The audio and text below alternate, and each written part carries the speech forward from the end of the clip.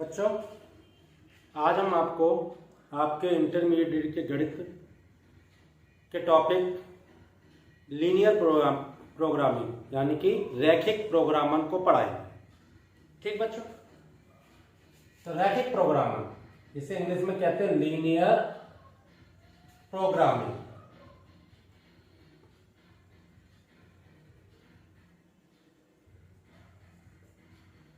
इसकी परिभाषा बताते हैं बच्चों पहले हम आपको। रैखिक प्रोग्रामिंग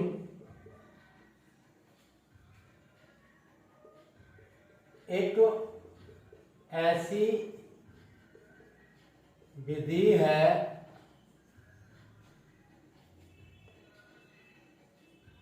जिसके द्वारा दिए गए विवरोधों को संतुष्ट करते हुए एक उद्देश्य फलन का इष्टतमीकरण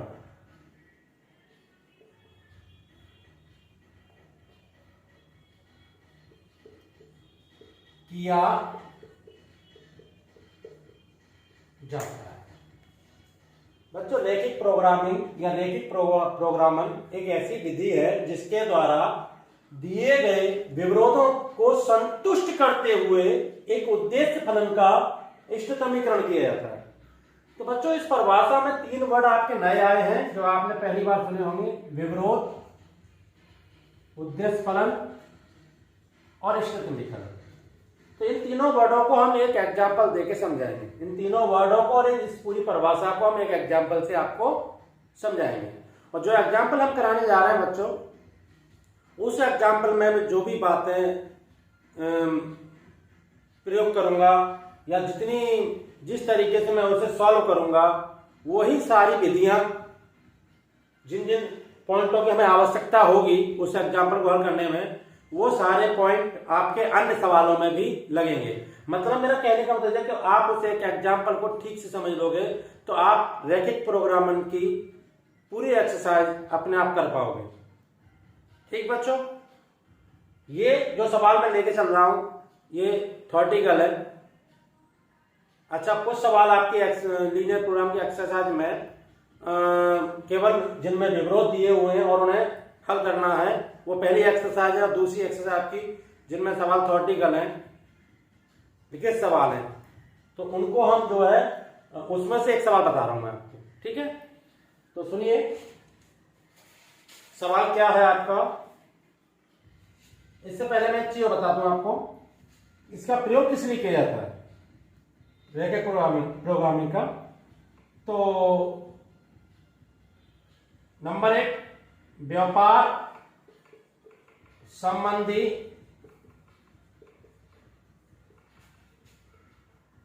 समस्याओं को हल करने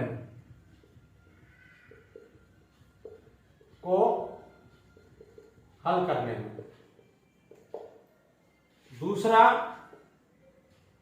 जनसंख्या संबंधी समस्याओं को हल करने में। तीसरा, मोटर वाहनों के चालन संबंधी समस्याओं को हल करने में। तो इस रैखिक प्रोग्रामिंग का सबसे ज्यादा यूज व्यापार संबंधी समस्याओं को हल करने में होता है। तो उसी पे एक सवाल बताने जा रहा हूं मैं आपको।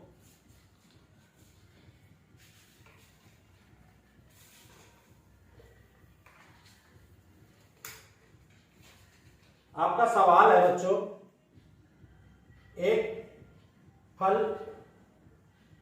विक्रेता अनार और संतरे खरीदने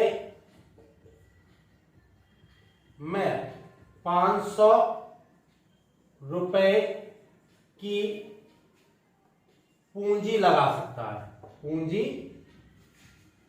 लगा सकता है। उसकी दुकान में 12 पेटियां ही रखी जा सकती हैं। अनार की एक पेटी 50 रुपये और संतरा की एक पेटी 25 रुपया की आती है।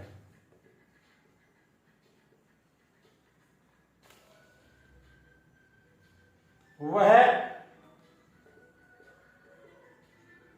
अनारों की पेटी पर 10 रुपया व संतरा की पेटी पर 6 रुपया लाभ कमाता है।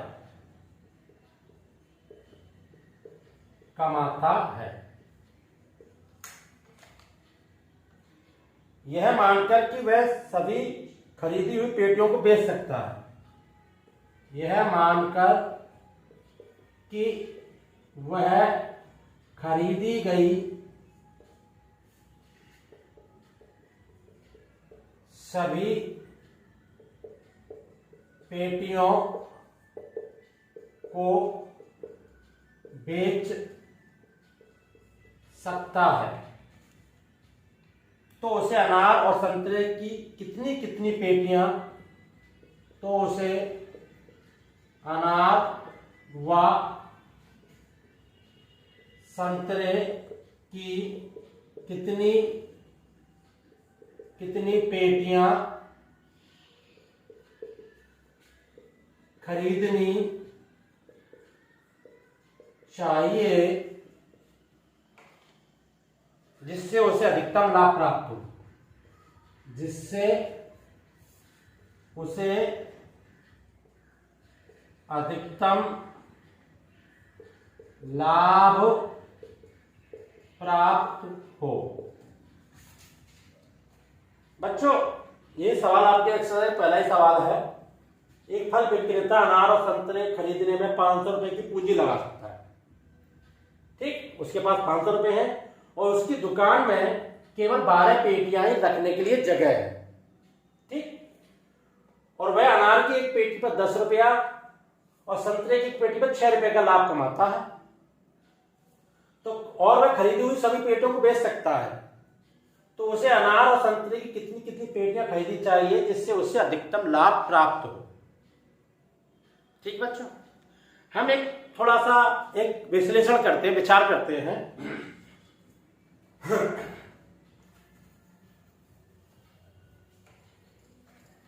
फिर सवाल शुरू करेंगे। जैसे फल विक्रेता के पास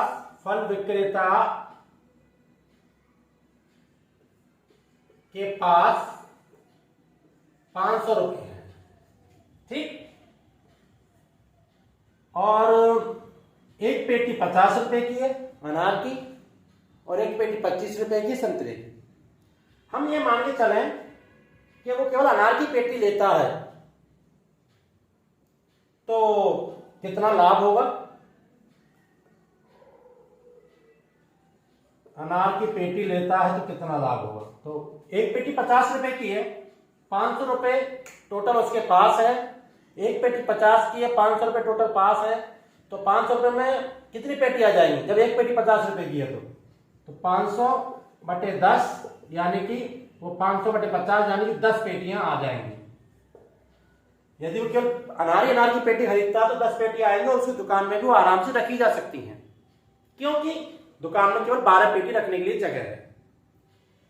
अरे 10 पेटी आ जाएंगी, एक पेटी 50 रुपए का लाभ है बच्चों, तो टोटल लाभ कितना होगा उसका? 100 रुपया। ठीक। अच्छा, अब हम हिसाब लगाते हैं कि संतरा की पेटी लेता है वो केवल, तो कितनी आएंगी? तो संतरा की एक पेटी 25 रुपए की है, तो 500 रुपए में कितनी पेटी आएंगी बच्चों? 500 बटे 25, तो 25 का 500 भाग 20, तो 20 पेटी आएंगे बच्चों। अब 20 पेटी आएंगी तो 20 पेटी रखने के लिए उसकी दुकान में जगह ही नहीं है, जगह तो केवल 12 पेटी रखने के लिए है। तो मान लो वो 12 पेटी लेता है संतरे की, तो 12 पेटी और एक पेटी में 6 रुपए का लाभ, तो 12 से 72 रुपए का लाभ हुआ उसे। यदि वो अनार की पेटी ले रहा है 100 रुपए का लाभ हो रहा है, संतरा की पेटी तो 72 रुपए का लाभ हो रहा है। पर अब पेटी बहुत कम हो गई ना, पेटी तो सही, यहाँ पेटी 2 कम है। तो ऐसा क्या किया जाए कि हमारी दुकान में भी पर्याप्त पेटियां आराम से रखी जा सकें जितनी उसमें जगह है, और हमें पेटियों को बेचने में अधिक से अधिक लाभ प्राप्त हो। हमारी दुकान का भी यूज ठीक तरीके से हो सके, क्योंकि उसमें 12 पेटी रखी जा सकती है। हम अनार की 10 पेटी लेते 100 रुपए का लाभ मिल रहा है हमें, और दुकान में ही रहते। यहाँ पर 20 पेटी ले रहे हैं तो लाभ तो देखो शायद 2 की 12 120 रुपए का हो जाएगा यदि 20 पेटी में लेता हूं तो, परंतु दुकान में रखने के लिए जगह नहीं है ना, तो पेटी तो मैं 12 ही लूंगा ना, तो 12 गुना 72 रुपए का लाभ हो रहा। तो हम कितनी पेटी अनार की कितनी पेटी संतरे की लें कि दुकान में भी आराम से रखी जा सके और हमें अधिक से अधिक लाभ प्राप्त हो, ये सवाल है। ठीक बच्चों, तो देखिए अब हम सवाल शुरू करते हैं। सबसे पहले हम एक टेबल बनाते हैं बच्चों, ये आपको हर सवाल में टेबल बनानी है, इससे आपको सवाल करने में थोड़ी सी आसानी रहेगी बच्चों। सबसे पहले लिखेंगे यहां फल, दूसरे नंबर पर लिखेंगे पेटियों की संख्या, पेटियों की संख्या।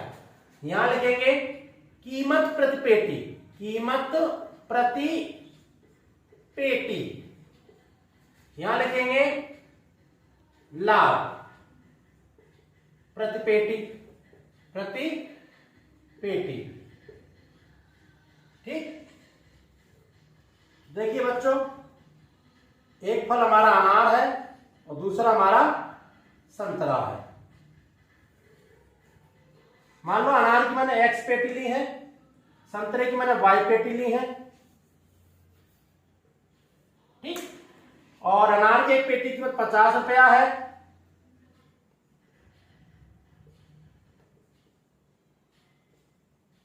और संतरा की एक पेटी की कीमत 25 रुपया है। अनार की एक पेटी पर उससे 10 रुपए का लाभ होता है, लाभ प्रति पेटी 10 रुपए का लाभ। संतरा की पेटी पर 6 रुपए का लाभ होता है। ठीक बच्चों, अब सुनिए, इसके बाद बनाते हैं विवरोध। अब हम जो 3 वर्ड आए थे उनके बारे में बताने जा रहे हैं। सबसे पहले हम आपको एक बात बता दें, सबसे पहले ऋणोत्तर विवरोध बनते हैं। तो वो कैसे, मैं आपको बता दूं कि जो आप पेटी खरीद रहे हो, अनार की पेटी की संख्या, अनार की पेटी की संख्या कभी x जो है ना, या तो ये 0 होगी बच्चों या 0 से बड़ी होगी, ये संख्या नेगेटिव नहीं हो सकती है। मेरा कहने का मतलब, जो आपने अनार की पेटी खरीदी है उनकी संख्या, या तो आपने कोई पेटी नहीं खरीदी होगी तो क्या संख्या होगी अनार की पेटी की? 0। या फिर पेटी 2, 4, 5, 12 जितनी भी खरीदी होगी उनकी कुछ ना कुछ संख्या होगी, वो हमेशा 0 से बड़ी होगी। ऐसी संतरा की पेटी बच्चों, संतरा की पेटी कितनी है? 22। या तो आपने कोई पेटी नहीं खरीदी होगी, कोई पेटी नहीं खरीदी होगी तो वो 0 होगी। यदि खरीदी है तो वो उसकी संख्या 1, 2, 5, 12 कुछ भी हो सकती है, तो वो हमें 0 से बड़ी होगी। तो इनको कहते हैं ऋणोत्तर विवरोध, मतलब पेटियों की संख्या कभी नेगेटिव नहीं हो सकती। इनको कहते हैं ऋणोत्तर विवरोध, नॉन नेगेटिव कांस्टेंट, या कह सकते हो आप नॉन नेगेटिव इनइक्वालिटी, असमकान, इन्हें असमकान भी कह देते हैं। तो ये आपके हो गए ऋणोत्तर विवरोध। ये आपको हर सवाल में बनाने की जरूरत नहीं है, इनके बारे में ज्यादा दिमाग लगाने की जरूरत नहीं है। इनको हर सवाल में आप ये x और y को इस तरीके से हमेशा हर सवाल में आप लिख दो, ठीक है, क्योंकि रैखिक असमकाओं को हमेशा प्रथम चतुर्थांश के अंदर ही हल किया जाता है। जब इनका आलेखन किया जाता है तो इनको हमेशा प्रथम चतुर्थांश में ही हल किया जाता है। ठीक है, तो देखिए ये ऋणात्मक विरोध हो गए, ऋणात्मक विरोध। अब इसके बाद बनते हैं आपके रैखिक असमकाएं, रैखिक विरोध बनेंगे। रैखिक विरोध कैसे बनेंगे आपके, ये देखिए, जिनको हम विरोध कहते हैं। एक पेटी कितने रुपए की है आपकी? एक पेटी कितने रुपए की आपकी? 50 रुपए की। हमने कितनी पेटी ली है अनार की? X। अनार की एक पेटी 50 रुपए की है और हमने कितनी पेटी ली है? X। तो टोटल अनारों की पेटी कितने रुपए की हो गई? 50X। भाई एक पेटी आपकी 50 रुपए की है और आपने X पेटी ली है, तो 50 का हम X से गुणा कर दें तो 50X रुपए की तो अनार की पेटी हो गई। एक पेटी संतरे की 25 रुपए की है, आपने संतरे की 22 पेटी ली है, तो 25 रुपए का हम पेटियों की संख्या से गुणा कर देंगे संतरे की पेटियों की संख्या से, तो संतरे की पेटियों की कुल कीमत आ जाएगी कितनी? 25/। और ये कीमत हमेशा या तो 500 रुपए के बराबर होगी, क्योंकि हमारे पास पूंजी है वो 500 रुपए है, या इसकी कीमत हमेशा 500 रुपए से इस जो हमने सामान लिया है X पेटी अनार की, 22 पेटी संतरों की, तो इनकी टोटल कीमत आ रही है 50X 25/। तो ये टोटल कीमत या तो 500 रुपए के बराबर होगी बच्चों, या ये कीमत 500 रुपए से कम होगी। ये कीमत 500 रुपए से ज्यादा, ये वाली कीमत जो हम सामान ले रहे हैं वो कीमत 500 रुपए ज्यादा नहीं हो सकती है। ये क्या होगी? 500 रुपए से कम या बराबर। मेरी जेब में 500 रुपए है बच्चों, तो मैं सामान 500 का खरीदूंगा या 500 से कम का खरीदूंगा? ऐसा तो है नहीं कि जेब में 500 रुपए सामान में 600 खरीद लूं। तो ये जो कांस्टेंट बनेगा, यानी ये जो विरोध बनेगा, यहाँ पे या तो ये वैल्यू जो है टोटल कीमत हमारी सामान की है, या तो 500 रुपए बराबर होगी या उससे कम होगी। ठीक बच्चों, यहाँ पे ये चिन्ह छोटे का आएगा। दूसरा, एक आपकी दुकान में कितनी पेटी रखी जा सकती है? यहां लिख दो कुल कीमत और कुल पेटी। आपकी दुकान में कितनी पेटी रखी जाती है बच्चों? X + Y। भाई हमने तो इनकी जो टोटल पेटी हमारी कितनी है? हमने X अनार की कह दी, 22 संतरे, तो टोटल पेटी कितनी? X + Y। अब इन X + Y पेटियों की संख्या है तो 12 के बराबर होगी, क्योंकि मेरी दुकान में 12 पेटी रखी जा सकती है केवल, या इन पेटियों की संख्या 12 से कम होगी। इन पेटियों की टोटल संख्या 12 से ज्यादा नहीं हो सकती है।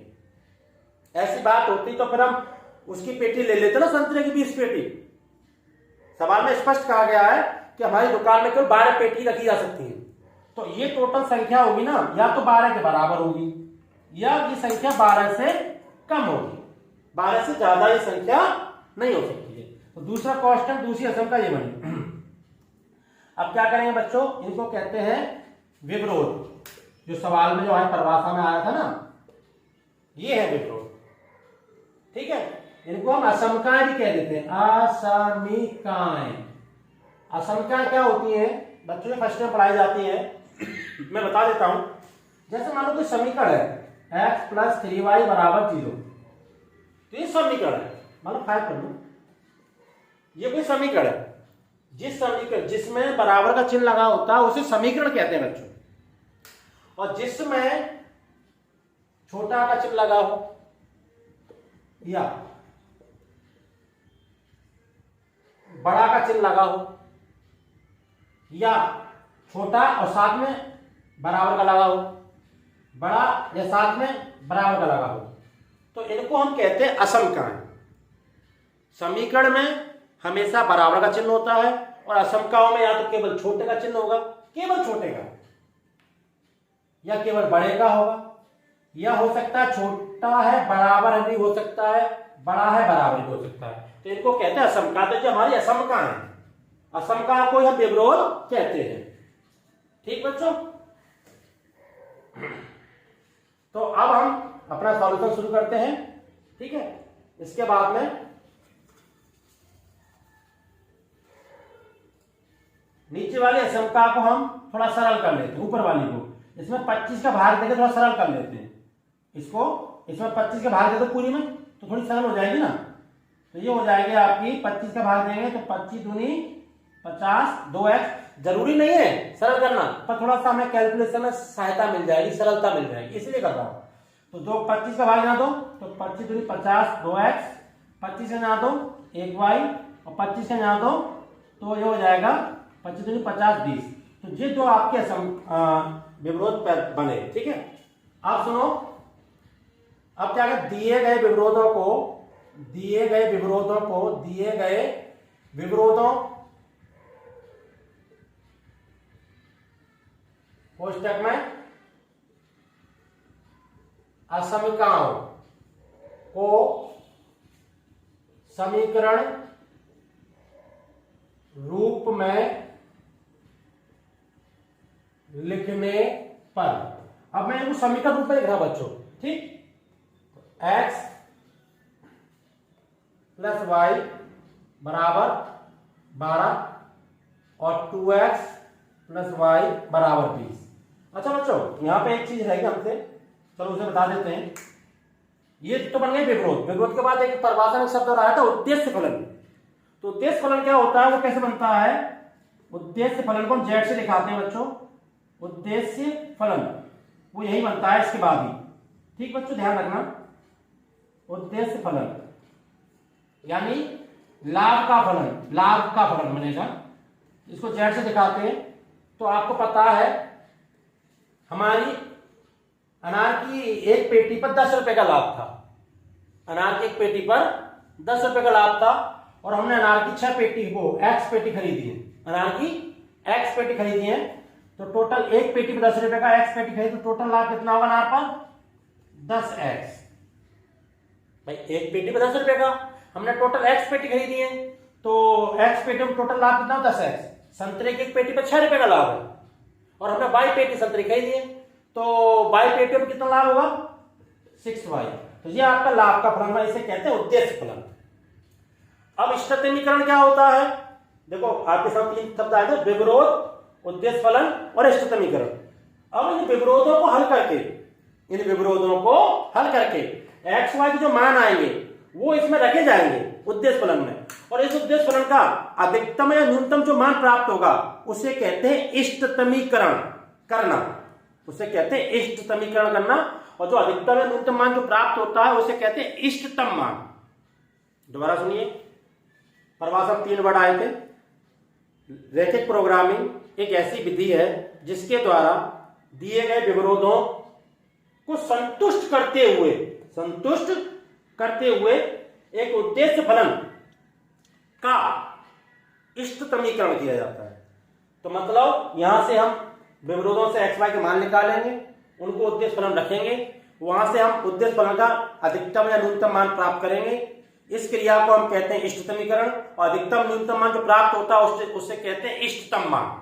ठीक, तो आपके तीनों वर्ड क्लियर हो चुके हैं। ठीक है, अब दी हुई असमीकरण को हम समीकरण रूप में लिख लेंगे।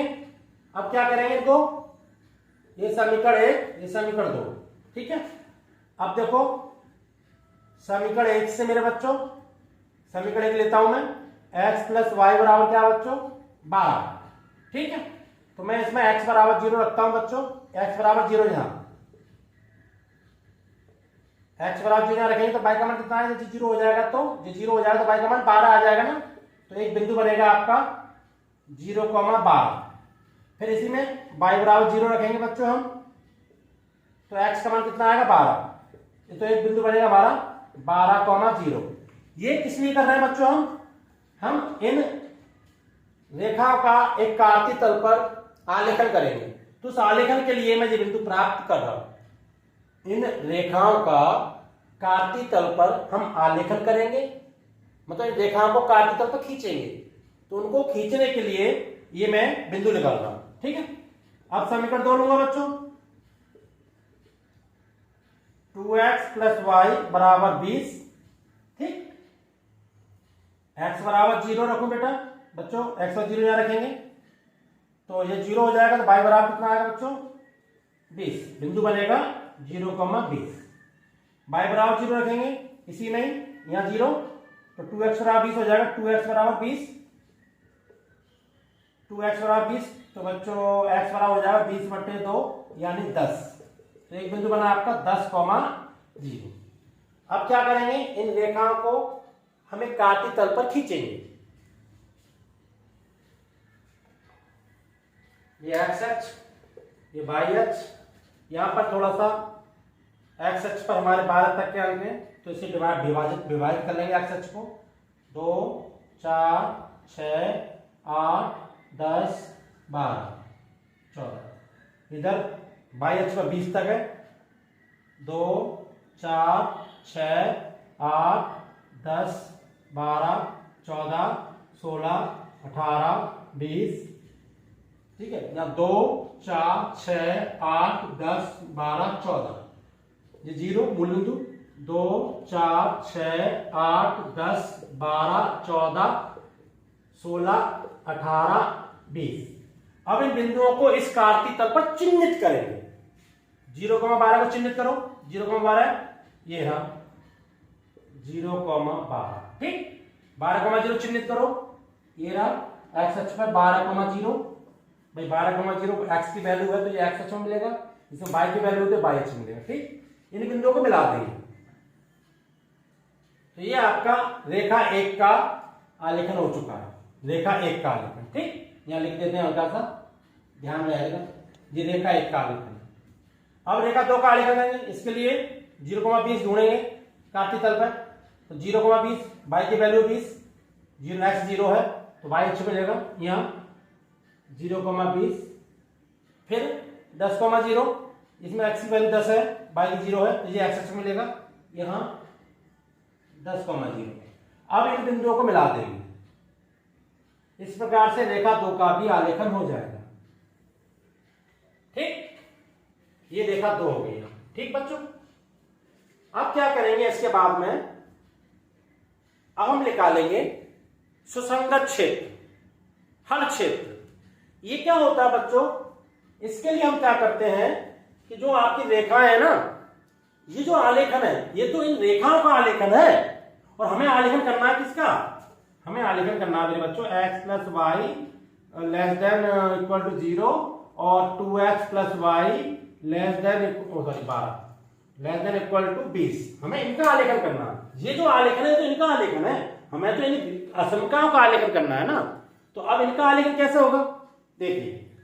अब हम क्या करेंगे, इन असमकाओं में, यहां लिख लेता हूं मैं एक बार, दी असमकाओं में, दी असमीकाओं में x बराबर 0 और y बराबर 0 रखने हैं। अब मैं इनमें x बराबर 0 y 0 रख दूंगा। ठीक बच्चों, इन असमकाओं में x बराबर 0 y रखूंगा। देखो कैसे, पहले असमका में रखो, यहां x की जगह 0, y की जगह 0, less than equal to 12, less than equal to 12। ये बताओ बच्चों, 0 प्लस 0 0, छोटा है बराबर 12। ये बात तो सत्य है क्या, सत्य है। 0 छोटा है 12 से, 0 छोटा है 12 से, सत्य है ना, सत्य है। तो क्या करेंगे, ये असमका 1 थी हमारी, इसका आलेखन ये है। ठीक है, यदि यहां पर हमने 0 इसमें 0 0 रखा और सत्य आता है तो इस रेखा पर हम, इस रेखा पर मूल बिंदु की तरफ ऐसे लाइन खींच देंगे। रेखा 1 पर मूल बिंदु की तरफ। अब आपको मूल बिंदु की तरफ ही क्यों, यदि सत्य आता है तो मूल बिंदु की तरफ, जैसे यहाँ पे 0 छोटा है 12 से आया, सत्य आया तो ये इसमें जो लाइन खींची वो मूल बिंदु की तरफ खींची जाएंगी। यदि असत्य आता है तो जो लाइन है ना वो मूल बिंदु से इस लाइन की दूसरी तरफ, मतलब ऐसे खींची जाती है। देखिए अपोजिट साइड में, यदि ये समीकरण असमका सत्य आती है सिद्ध होके, तो इस लाइन पर मूल बिंदु की तरफ लाइन खींचेंगे, हम इसे छायित करेंगे। इसी की मदद से हमारा सुसंगत क्षेत्र निकल के आएगा, हल क्षेत्र। इस तरीके से लाइन खींच देंगे बच्चों।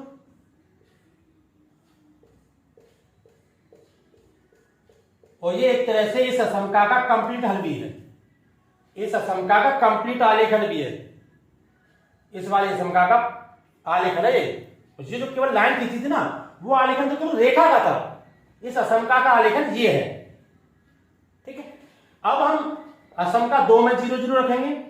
देखो यहां 0, 2x में तो 0, यहां y में 0, लेस देन इक्वल टू 20। तो ये बताओ बच्चों, ये जो आ रहा है 0 लेस देन इक्वल टू 20, तो ये बात सत्य आ रही है, सत्य आ रही है, ये भी सत्य आ रही है। 0 छोटा है 20 से, 0 छोटा है। कुछ बच्चे सोच रहे बराबर जो लगा, इससे क्या मतलब है? इससे कोई मतलब नहीं है। हमें ये देखना 0 छोटा है कि नहीं है 20 से। 0 छोटा है ना, ये बात सत्य है। 0 छोटा है तो इस पे भी हम बच्चों लाइन खींचेंगे किधर? मूल बिंदु की तरफ। यदि ये छोटा ना होता, मान लो ये ऐसे आ जाता बच्चों, ऐसे 0 बड़ा है 20 से, क्या लिखते? असत्य लिखते, और इस पर लाइन कैसे खींच देते हम? मूल बिंदु से दूसरी तरफ। भाई अब इधर मूल बिंदु इधर खींचेंगे, फिर नहीं तो फिर इधर लाइन खींचेंगे, ठीक है। जब असत्य होता था, अब सत्य है तो मूल बिंदु तरफ, इस पर भी लाइन खींचेंगे इस तरीके से।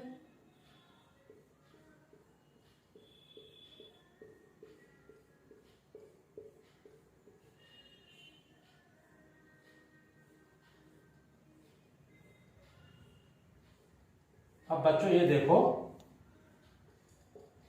आपके किस भाग में डबल लाइन आ रही है, यानी कि दोहरा छायित भाग कौन सा है? दोहरा छायित भाग। बहुत से कि मैं अंडरलाइन कर रहा हूं, जो दोहरा छायित भाग है,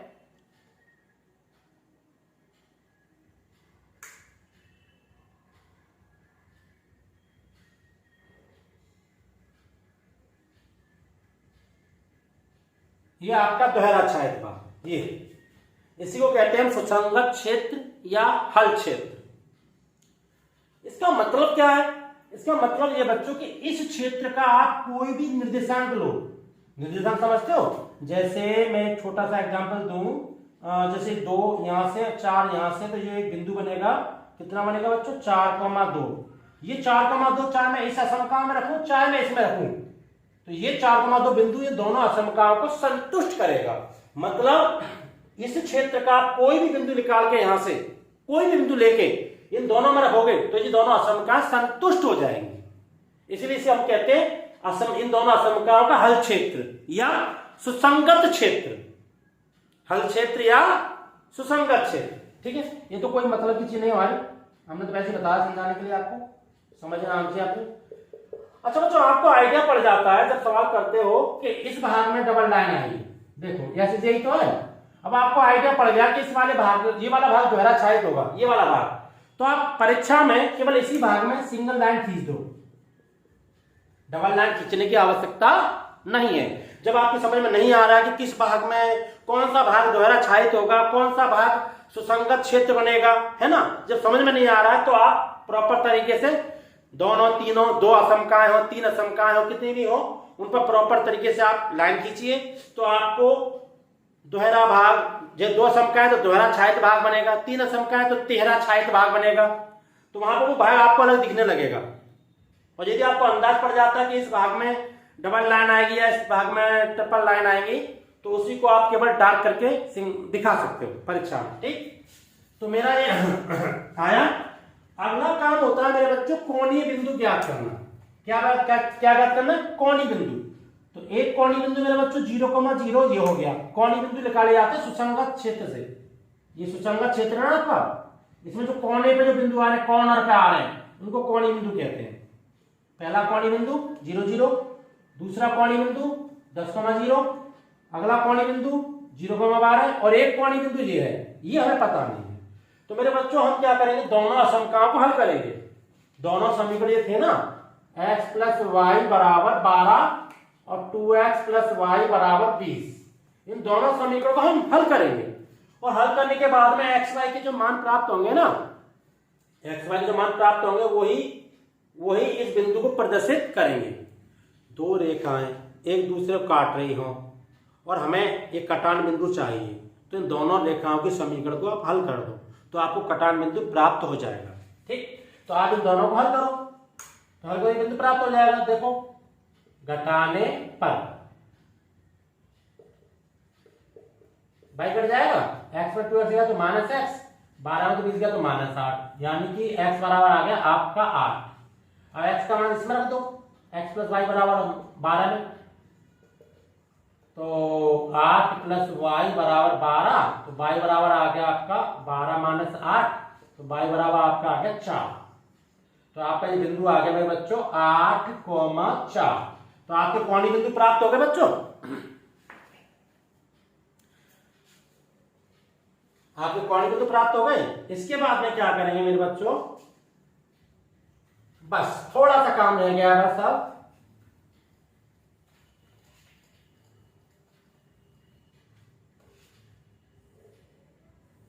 यहां पर लिखेंगे कोणीय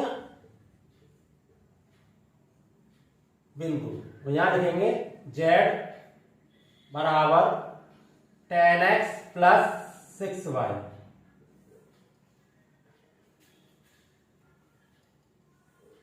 और यहां लिखेंगे मान। तो बच्चों कोणीय बिंदु पहला कितना आया आपका 0,0, दूसरा 10,0, अगला 8,4, अगला 0,12। ये आपके कोणीय बिंदु प्राप्त हुए। ठीक, अब इन बिंदुओं को आप इसमें, ये x है 0, ये y है 0, इनको इसमें रखेंगे। तो x का मान 0, y का मान 0 यहाँ रखो। तो ये मान कितना आया, x का 0 रखेंगे, y का 0 रखें तो 0 गुना 10 और 6 गुना 0, 100 में 0 आएगा। यहाँ पर x का 10, ये पहला 10 होता है ना, वो पहला मान x होता है ना, तो x की जगह पर 10 रखो, तो 10 गुना 10 100, और y की जगह पर 0 रखो, तो 0 गुना 6 0, यानी कि इस बिंदु पर इसका मान आएगा 100। अब x का मान 8 रखो, 10 गुना 8, 10 गुना 8 80, और y का मान 4 रखो, तो 4 से 24, 80 और 24 104। फिर x का मान 0 रखो, 0 गुना 10 0, और 12 गुना y का मान 12 रखो, 12 गुना 6 12 से 72। अब आप इसमें देख सकते हैं कि आपका ये अधिकतम लाभ कब प्राप्त हो रहा है। अधिकतम लाभ का फलन था ना, तो अधिकतम लाभ कब प्राप्त हो रहा है, जब आप 10 अनार की पेटी और 0 संतरा की पेटी ले रहे हैं तो आपको 100 रुपए का लाभ हो रहा है। हमने आपको पहले ही बताया था। जब आप 0 अनार की पेटी 12 संतरा की पेटी ले रहे हैं तो आपको 72 रुपए का लाभ हो रहा है। और जब आप 8 अनार की 4 संतरा की पेटी तो आपको अधिकतम लाभ हो रहा है। कितना लाभ हो रहा है देखिए, किस तरीके से हमने प्राप्त कर लिया कि हम कितनी पेटी अनार की और कितनी पेटी संतरी खरीदें कि हमें अधिक से अधिक लाभ प्राप्त हो, और हमारी दुकान में जो जगह है ना 12 पेटियों को रखने की, वो जगह पूरी की पूरी हमारी यूज हो जाए। तो देखो 8 और 4 12 पेटी आ रही है और लाभ आपका 104 रुपए का हो रहा है। ठीक है, तो इस तरीके से समस्याओं को हम हल करते हैं बच्चों, और इसी तरीके से इसी प्रकार से आप बाकी की समस्याओं को हल करना आपको समझ में आएगा। अगली वीडियो में एक और डालूंगा बना के, पहले आप इस वीडियो को समझ के आप कुछ सवाल लगाइए। ठीक बच्चों, धन्यवाद।